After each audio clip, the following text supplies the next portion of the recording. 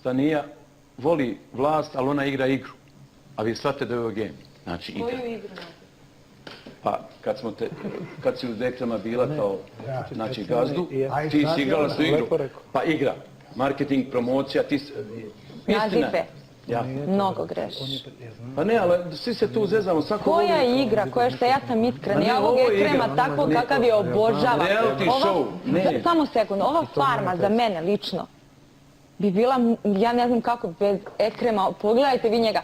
Kad sam bila pored njega, kad je bio gazda, ja sam se osjećala kao kraljica. Moj jedini zadatak je bio da kuvam čajeve i kafe, koliko god to vama drugima smetalo.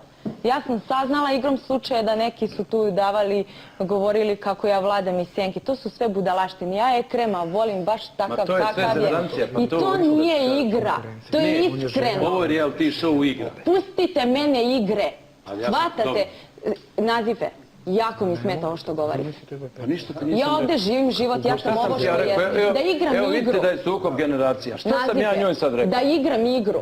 Pa ne, da je ovo igra. Nazive ne obraći, znači razgovaramo vi i ja. Pusti ga da odgovori, Stanija ne bi... A ne, rekao mi je da igram igru, naravno da mi smeta. Ja govorim da je ovo igra. Je li igra reality show, šta je ovo? Ne, ovo je... Igra istine večeras, pa evo pisma ovdje. Izvini. Je li pismo ovo? Igra istine. Šta je? Nego igramo. Je li istina? Je li ovo istina? Igramo istinu. Nazive. A joj, jesi... Znate o čemu se radi? Nisam Mi znao da ovdje to živimo život i stavljeni smo da budemo ono što jesmo ovdje. Zato se zove reality, a ne igra.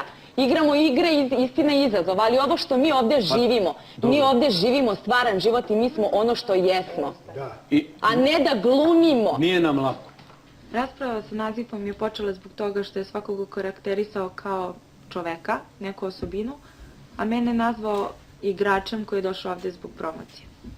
Čovek očigledno ne zna i ne čita naše novine da od svih ovih ovdje na farmi, da mi neko ne shvati ovo da se hvalim, ali najzastupljenija u novinama svaki dan, što je meni više preko glave,